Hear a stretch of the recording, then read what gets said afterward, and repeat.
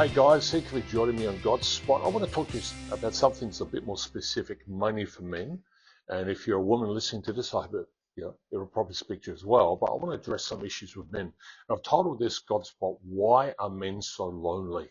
Now, for the record, Jesus knew and understood loneliness. It says in Isaiah 53, verse 3, speaking of Jesus, he was despised, rejected by men, a man of sorrows, and acquainted with grief. Jesus knew what it was like to be crowded in on and have a multitude of people around them, but not really be connected. Yes, he ministered, he touched people's lives and connected that way. But in regards of a relationship, he primarily had the 12 disciples, and even then he only had the 3. But he knew what loneliness was like. And we can look at him and learn a lot from him. Now, today we live in a time that's more connected than ever. And this is through the digital world.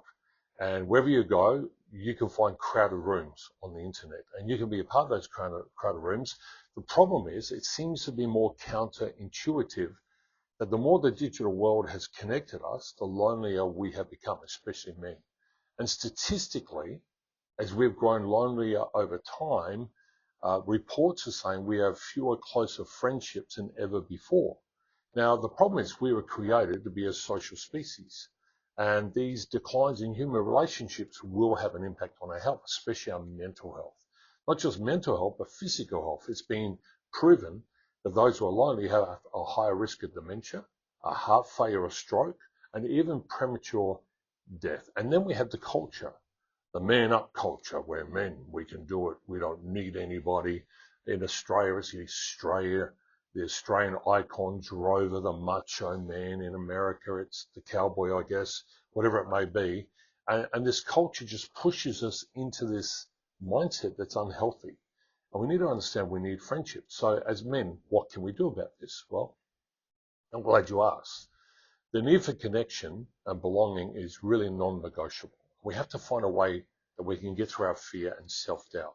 And vulnerability, yes, it can be uncomfortable, but it's also being honest and being authentic. And when you're authentic, it's the only way you're ever going to have a true sense of connection with anyone around you.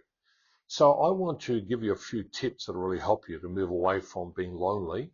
And you know, I've had my times. I've had to struggle with it, especially when you hit the reset button and you relocate or regroup in another church setting or another business setting. It's difficult, but it's necessary. So firstly, I think identifying people who've already earned some trust. In your crowd, in your group of people you know, there should be somebody, 1 or 2 people, not many people, that have already built some level of trust. In some way or another, you've been able to trust them for something. It may not be big, it might be quite small, but it's something to start with. It really is something to start with. And if you're looking for someone you can trust, there's a number of qualities. I mean, that person should be honest, not judgmental. They should be patient. They should know how to listen sincerely. And they should be consistent, reliable. And if you find a person like that, they're a person to gravitate towards and to build a relationship and a friendship. Number 2, seek out moments for connection. You got to be intentional about spending time with people you've identified, and show that you're invested in a relationship by giving them a call or even asking them out for coffee. Do something that'll connect with them. Every Tuesday I meet with 3 other men. 2 of them I've known for a long time, and one of them's fairly new to the group, only known for about 8, maybe 10 months. And as I've gotten to know him, I've grown quite fond of him, and I've learned that I can trust him. And I've been able to build a friendship with him and a relationship, as well as continue with the other 2 as well. Number 3, take incremental emotional risks. When connecting with these people, take the risk of sharing some of yourself, more of yourself to them, and just enough. Don't overdo it. You don't have to overshare, but just take a bit of a risk, just a little bit each time, and let them know more about what you like and how you think, and share your opinion, but don't overdo it. Number 4, open up one step at a time. So trust is built for gradual self-disclosure, which I've sort of already talked about, but it just means that relationships aren't built with speed. You take time. It's not speed dating when you're building relationships, trying to get out of trying to get out of loneliness. It takes time to do this. And you don't want to overshare. Share bits and pieces at a time, because you get today, they have too much information, TMI. We don't want to do that because you don't want to be trauma dumping on people. You just want to give them enough to get to know you more and more gradually. Number 5, be present and return the trust. Make space for the other person to open up as well. As you open up, they will in return open up.